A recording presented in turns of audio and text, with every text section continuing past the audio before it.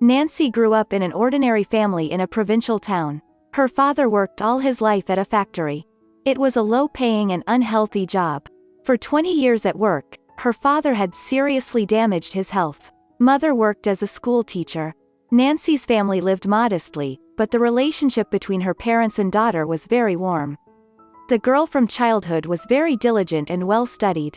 After school, she had several offers to prestigious colleges. But to everyone's surprise, Nancy decided to become a confectioner. She often delighted her family with all kinds of baked goods, and the process itself gave her pleasure. Her parents accepted her choice and the girl went to the big city, where her adult life away from her relatives began. Already during her studies, the girl met Gary. He was studying to be a lawyer, and in his spare time he worked as a bartender in a bar, where they met. Nancy worked there as an assistant cook in her free time. They really enjoyed their time together and soon started dating. They always had a lot to talk about, and Nancy was very surprised that a future lawyer was interested in discussing the recipe for the tastiest apple strudel or the perfect ganache.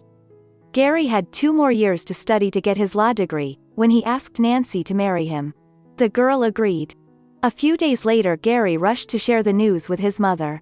She asked her son about his fiancée, and without even getting to know her, she decided that a girl from an ordinary family was not a match for her brilliant son. The woman advised her son not to hurry, and then she cautiously found out her address so she could go and talk to her. Gary's mother's name was Virginia. Although she was in her 50s, she looked much younger than her years and was always careful about her appearance. The very next day she was looking at the tiny studio with disdain. Virginia nodded disapprovingly at the girl on the sofa and sat down on the chair herself. Nancy froze in fear of the impending conversation. She knew from her fiancé's words that his mother was a very controlling woman and did not approve of his choice.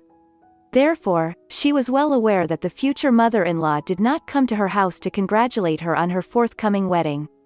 Virginia was silent for a while, looking at Nancy with a heavy look, and then she went straight to the point.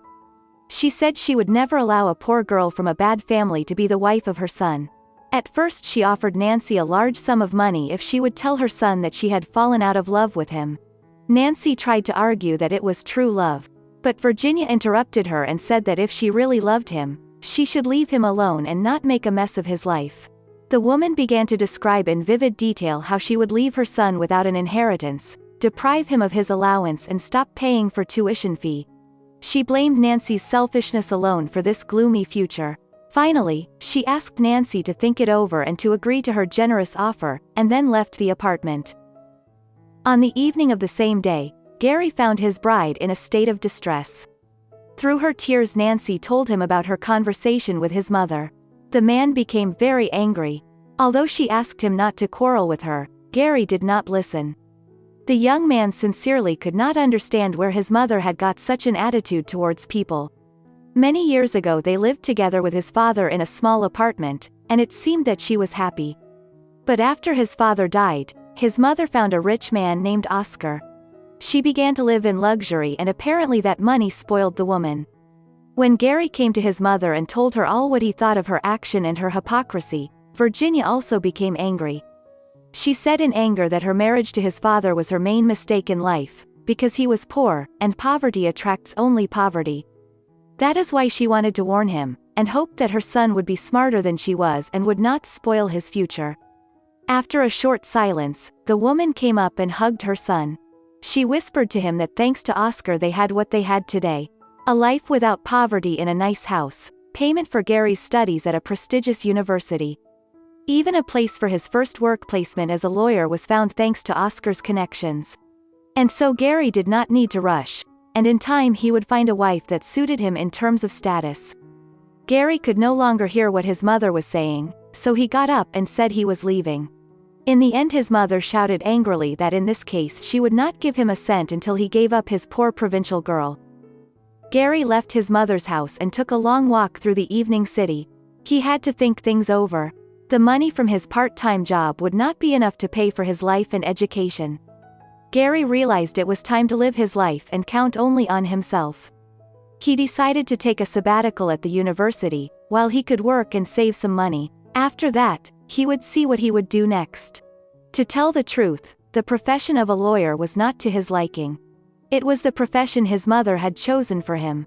Since childhood, Gary liked cooking. He often invented interesting cakes, baked pies and cooked snacks.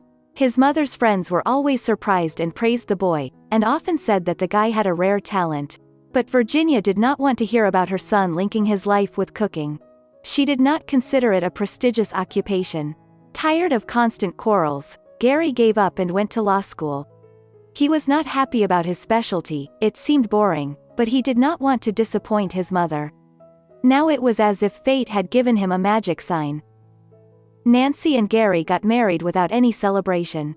As a honeymoon, they rented a forest cottage on the shore of a beautiful lake and spent a week there.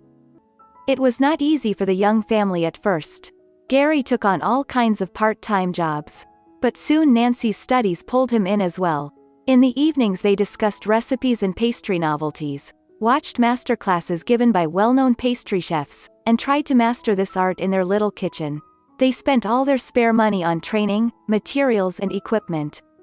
Time passed and Nancy graduated as a pastry chef. By that time, Gary had completed training at several online schools. At first, the couple thought to look for a job for hire, but Gary wanted to be free in his work. Then they decided to open their own pastry shop. They found a small space and put their hearts into it. They made exclusive cakes and pastries, made the best coffee in their district and were happy for every guest. The result was not long in coming. They got many regular customers and orders. Soon they found a bigger premise and opened a second pastry shop. Gary didn't even think about going back to studying to be a lawyer. He succeeded in the business he loved. He had had no contact with his mother for several years. And she was not particularly interested in her son's fate, spending all her time in beauty salons and traveling. Oscar never asked her to marry him, but he regularly paid for her whims and did not skimp on travel. Virginia was used to the idea that a wealthy and generous man would not go anywhere. But the easy life ended in an instant. Oscar met a young love and Virginia was left with nothing. She moved into her old apartment and finally remembered about her son. As before, she came to Nancy when Gary was not at home. Now she was no longer a poor girl, but a prosperous woman who had launched a successful business with her husband. The woman asked Nancy to forgive her for being so wrong and rude, and looked hopefully at her daughter-in-law. Nancy was not vindictive and said she held no grudge, and that the whole situation had helped her husband become an adult and discover his talent. The woman cried and Nancy hugged her. When Gary saw his mother, he too decided not to dwell on the past and was glad that they would be in touch again. He was well aware that her actions were driven by the desire for her son's rich and successful future. Dear friends, I hope you enjoyed the story. Love your children and help them discover their talents. Have a good day, and see you all again.